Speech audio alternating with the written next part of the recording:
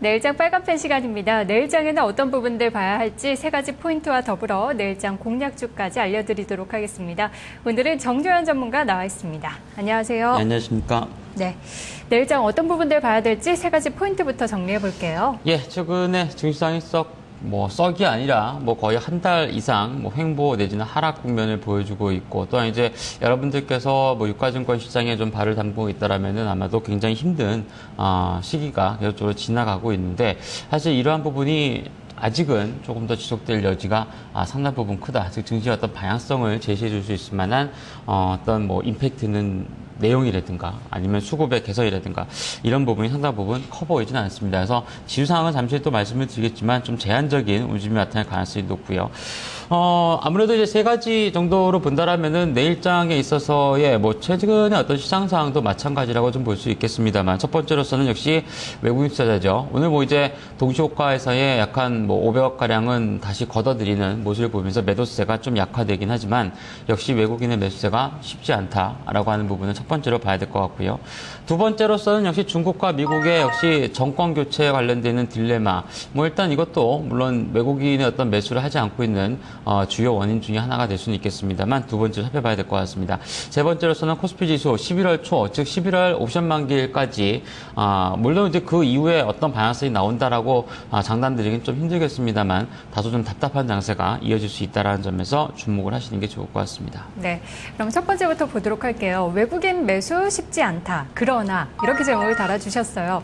그러나 뒤에 뭐가 올 것 같은데 매도도 쉽지 않다는 이야기일까요? 무슨 내용입니까? 사실 순매도 규모만 보면 되게 많이 지금 축소가 되어 있습니다. 그러니까 투신권이나 기관도 그렇고, 그러니까 순수한 매도만 보게 되면은 사실 규모가 아주 크게 어마어마하게 증가했는 그런 수치는 아닙니다.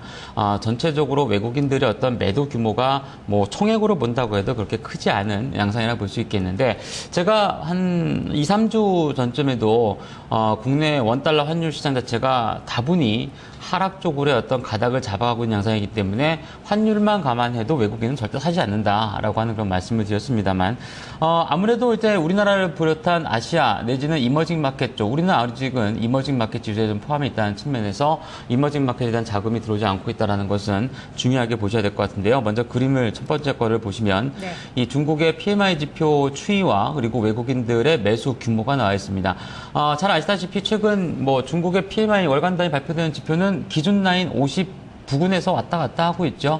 50 이하가 됐던 적도 있고 50 했던 적도 있고, 월간 단위를 보면 거의 3, 4개월 이상 연속적인 하락세를 기록하고 있는 양상이기 때문에 결국에 중국의 구매자 관리 지표, 즉 PMI 지표가 밝혀주는 중국의 어떤 경기 상황이라든가 이런 것들에 대해서 결국엔 국내 증시에서의 외국인들의 어떤 매매 규모도 굉장히 크게 축소되거나 아니면 매도 반전하는 것을 알 수 있습니다. 지난해 이제 그림에서 보시는 1월달, 7월달, 2010년도 중반이라든가 아니면 2011년도 초반이라든가 중국의 어떤 경기상이 그나마도 괜찮았을 때의 매수 규모라든가 이런 것들이 크게 증가했던 것과는 지금은 좀 사뭇 다른 모습이라고 좀 볼 수 있을 것 같습니다.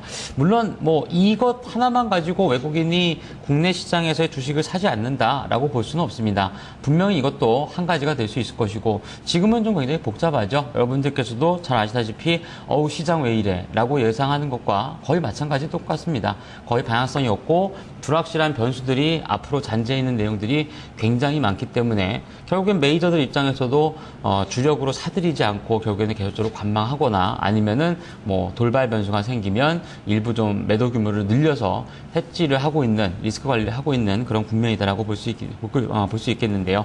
제가 왜 그러나라고 하는 말씀을 드렸냐면, 전통적으로 11월 달과 12월 달의 국내 시장은 배당 투자의 계절입니다. 즉 이제 올해 외국인이 우리나라 주식을 사들인 것에 대한 물량의 대부분이 유럽계 자금이라고 알려지고 있죠. 미국계 자금보단. 근데 미국계 자금이 이제 들어오지 않고 있는 건데, 그러한 어떤 유럽계 자금이라고 하는 부분이 잘 아시다시피 7월, 8월, 9월 매수하면서 프로그램 상황을 많이 끌어안고 매수를 했는데, 이것이 이제 매물화 될 것이냐. 일단 국내 상장 기업들의 실적이 다소 안 좋아지긴 했습니다만, 그렇다고 대규모 적자를 낸 것도 아니고 11월과 12월 달은 결국에는 배당 투자의 계절이기 때문에 결국엔 이러한 매물 자체가 크게 증가하지는 않는다라고 좀 보여집니다. 다소간의 어떤 불확실한 변수가 지나고 나면 일부 또 매수 반전에 대한 가능성도 충분히 있는 그런 상황이기 때문에 매도는 지속이 될지언정 아주 규모가 크게 증가하는, 예를 들어서 3, 4천억대 이상 아니면 뭐 조 단위의 매도 이런 규모의 어떤 매도는 크게 유입되지 않을 것으로 보여지기 때문에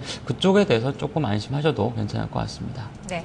자, 그렇다면 두 번째 이슈도 살펴보도록 하겠습니다. G2 국가 정권 교체의 딜레마라고 뽑아오셨는데 사실 이 정권 이양 이후에 새로운 경기 부양책 이런 기대감도 좀 있어야 되는데 네. 상황이 워낙 또 경기가 좋지 않고 미국 쪽은 재정 절벽 이슈도 있고 하다 보니까 복잡한 것 같아요. 예, 그렇습니다. 지금 이제 G2 국가, 중국과 미국이 모두 정권 교체를 앞두고 있죠. 모두 다 11월 10일 이전에 끝나게 되는데 이제 시기적으로 봤을 때 한 2, 3주 정도밖에 남지 않았습니다. 뭐 한 2주 정도 남은 것 같네요. 일단 G2 국가, 즉 이제 글로벌 탑 2다라고 표현을 할 수 있을 만큼의 어떤 경기 상황을 좌우할 수 있는 나라의 정권이 교체되다 보니까 시장이 자유롭지가 않습니다. 특히나 이제 미국 같은 경우는 뭐 중국이야 이제 시진핑 총리가 차기 이제 수석으로 결정이 돼 있기 때문에 뭐 교체를 한다라는 것이 어떻게 보면 맞겠죠. 당선이 아니라 교체가 되고 나면 어떤 뭐 교체가 되기 전에 경기 부양에 대한 가능성이라든가 교체 이후에 어떤 큰 줄기에서의 변화가 나타나지는 않을 것으로 보여집니다. 오히려 미국이 더 중요하겠죠. 잠깐 첨언 드리면 그렇기 때문에 이제 그림에서 보시다시피 중국 증시는 오히려 내리막길을 걷는 게 아니라 최근에 저점 대비해서는 점진적으로 좀 올라가는 그런 구도를 보여주고 있고 네. 문제는 이제 미증시겠죠. 다우지수는 고점에서 밀려내려고 있는 모습인데 사실 이제 오바마가 되냐 롬니가 되냐에 따라서 뭐 움직일 수 있는 업종은 뭐 조금 다를 것 같습니다. 예를 들어서 대기업에 대한 어떤 뭐 규제 완화라든가 뭐 이런 부분에 대한 어떤 천명이 되고 있는 오바마 쪽으로 된다라면은 구글을 비롯한 인터넷 기업 주요 이제 기술주 쪽의 진영에 대해서 긍정적인 의견들이 많이 나오고 있고 롬니가 되게 되면 원자재 관련돼 있는 예를 들어서 뭐 엑선모빌이라든가 이런 쪽이 오를 것이다라고 하는 얘기를 많이 하는데 사실 증시 전체적으로 입장으로 봤을 때는 오바마 쪽이 연임을 하는 것이 오히려 좀 좋겠죠. 그동안에 이제 양적 완화 정책을 펼쳐오면서 어느 정도 재정 부양을 계속적으로 해왔기 때문에 만약에 롬니가 되었을 경우에는 다시 원론적으로 뭐 재검토를 하겠다 뭐 이런 얘기만 나와도 증시에 대한 충격이 될 수 있을 것입니다. 다만 이제 미증시 쪽에도 이제 이러한 부분 자체가 좀 반영되지 않을까 보여지는데 간밤에 있었던 뭐 3차 토론이라든가 이런 쪽에서는 이제 오바마 쪽으로 조금 기운 듯한 양상이 기록하고 있는데요. 뭐 여론조사를 보면 거의 6대 4에 가까울 정도로 당선에 대한 어떤 가능성이 높아지는 그런 구간이기 때문에 뭐 증시가 아무래도 대선이라고 하는 어떤 불확실한 변수에 대해서 아직은 방향성을 잡지는 않을 것으로 보여지지만 뭐 어느 쪽의 당선 여하에 따라서는 다소간의 방향성이 나올 수 있을 것 같습니다. 결국엔 그 정도까지는 시장 자체가 큰 변동을 보이지는 않을 것으로 보여집니다. 부진한 실적 발표 시즌이기 때문에 뭐 이에 대해서는 다소 경계를 해야 되긴 하겠습니다만 큰 변동성의 어떤 확장보다는 다소 변동성의 축소 과정 자체가 당분간 이어질 가능성이 크다라고 보는 게 좋을 것 같습니다. 네. 자, 그렇다면 마지막 세 번째 이슈 보겠습니다. 코스피 11월 초까지 답보장세다라고 하셨는데 결국 이 앞에서 살펴본 G2 국가의 정권 이양 이슈들 그리고 스캔 문제가 좀 마무리되는 그 이후에나 좀 확실한 방향성이 잡힐 거라고 보시는 것 같아요. 네, 그렇습니다. 일단 뭐 확실한 방향성이 나온다고 해서 꼭 상방으로 갈 거냐라고 하는 것도 사실 좀 장담드리기가 좀 애매한 그런 국면이 아닌가라 좀 보여지는데 다음 그만큼 일단 시장이 상당히 좀 방향성을 논하기가 굉장히 어려운 그런 국면입니다. 여러분도 잘 아시다시피 9월 중순경에 2000포인트 찍은 이후 횡보답보 10월달 들어서 양봉이 어제 딱 하루가 나왔습니다. 그나마도 아침에 개파락을 크게 줬다가 일부 좀 되돌려 놓은 거기 때문에 어떻게 보면 또 의미가 좀 있다라고도 볼 수는 있겠습니다만 사실 그 양봉이 외국인이나 기관이나 이렇게 메이저들이 사모아서 주가를 끌어올리는 양상이 아니죠. 네. 단기 투자를 하고 있는 외국인의 어떤 선물 매매 동향에 따라서만 움직였다라고 좀 볼 수 있겠는데 좀 전에 말씀드렸던 G2 국가의 정권 교체 그리고 실적에 대한 부진, 경기의 둔화 여러 가지 면에서 주식을 크게 사모아서 이끌을 수 있을 만한 내용들이 그렇게 크지가 않습니다. 이러한 정권 교체라든가 이런 부분이 11월 초에다 집중이 되어 있기 때문에 시기적으로 보면은 우리나라는 뭐 11월 옵션 만기일까지는 굉장히 지지부진할 가능성이 상당히 높다라고 좀 보여집니다. 어제 반등을 통해서 아마 시장이 조금 더 올라서겠거니 하는 의견들이 많이 나왔습니다만 사실 그렇지는 않습니다.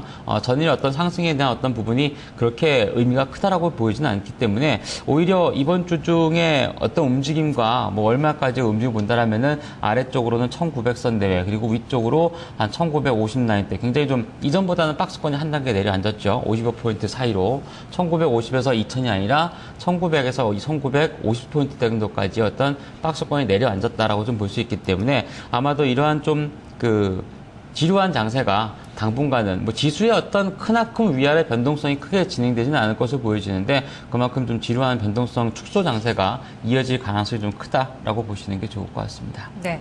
자, 그렇다면 내일도 오늘과 비슷한 흐름이 연장이 될 것으로 보이고 있는데 내일장의 유망 업종은 어느 쪽으로 선정을 하셨나요? 예, 사실상 경기 방어 섹터라든가 내수 업종군들이 시장에서 상대적으로 좋죠. 일단 급등세를 보이지 않는다고 해도 지수가 빠지는 날에 강보합권의 흐름을 기록한다거나 상대적으로 좋은 모습을 보일 가능성은 높습니다. 또한 이제 코스닥 시장 같은 경우는 오늘 또 고가 대비 좀 밀림으로 인해서 다소 다시 하락세를 보일 가능성도 배제할 수 없기 때문에 무조건적으로 중소형주라고 해서 이제는 주가가 오른다.